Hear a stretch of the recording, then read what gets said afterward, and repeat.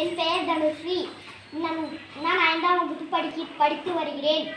நான் ஊவத்தப்பள்ளி வட்டப்பள்ளி படித்து வருகிறேன். நான் ஒரு கதை கூற விரும்புகிறேன். சந்தேகம் நல்லது. ஒரு ஆடு தன் குட்டிகளுடன் வாழ்ந்து வந்தது. குட்டிகள் மிகவும் சிறியவை, விளையாட்டு பிள்ளைகளாக இருந்தன. எனவே ஆடு குட்டிகளை கண்ணும் கருத்தமாக வளர்த்தது. தாய் ஆடு மட்டும் தினமும் உணவு தேட செல்லும். ஆட்டுக்குட்டிகள் வீட்டில் இருக்கும். அவர் தாய் ஆட்டின் சொல்படி வளர்ந்தன. ஒரு நாள் தாய் ஆடு உணவு தேட சென்றது. அதற்கு முன் பிள்ளைகளே வீட்டுக்கு உள்ளே விடக்கூடாது, கவனமாக இருக்க வேண்டும். நான் வந்து கூப்பிடும் போதுதான் கதவை திறக்க வேண்டும் என்றது. ஆட்டுக்குட்டிகள் தலையை ஆட்டின. ஆடு கிளம்பியது. குட்டிகள் கதவை சாத்தின. பக்கத்தில் இருந்த புதரில் ஒரு ஓநாய் ஒளிந்து கொண்டு இருந்தது. தாய் ஆடு பேசியதை எல்லாம் கேட்டது. நமக்கு நல்ல வேட்டைத்தான், இன்று நல்ல விருந்தான், வயிறு நிறைய சாப்பிடலாம், பிறகு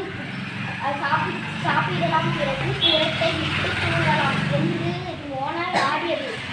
வேட்டைக்கு தயாரானது. ஓநாய் தன் குரலை மாற்றி தாய் ஆட்டை போல பேசி பார்த்தது. பிறகு ஆட்டுக்குட்டிகளின் வீட்டுக்கு வந்தது. ஆட்டுக்குட்டிகள் கதவை திறக்கும். பாய்ந்து பிடித்து விடலாம் என்று கதவு அருகில் நின்றது.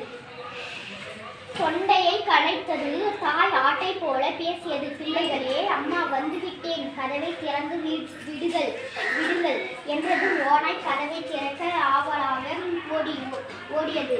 ஒரு ஆட்டுக்குட்டி மற்றொரு ஆட்டுக்குட்டி அதை தடுத்தது. அம்மா இவ்வளவு சீக்கிரம் வரமாட்டாள் என்றது. இல்லை, கூப்பிட்டது. அம்மா தான் என்று முதல் ஆட்டுக்குட்டி அம்மாவின் குரல் தரத்தரப்பாக இருக்காது. மற்றொரு ஆட்டுக்குட்டிகள் குடி பேசின. பிறகு ஜன்னல் வழியாக எட்டி பார்த்தன.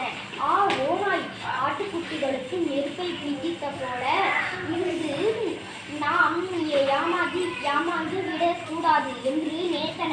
ஓநாய் மீண்டும் கூப்பிட்டது. குரல் மட்டும் அம்மாவின் குரல் போல் உள்ளது, ஆனால் உருவம் ஓநாய் போல் உள்ளது. அதனால் கதவை திறக்க மாட்டோம், ஓடி போய்விடு என்று ஆட்டுக்குட்டிகள் கத்தின. சாயம் வெளுத்த ஓநாய் ஓட்டம் பிடித்தது. நன்றி, வணக்கம்.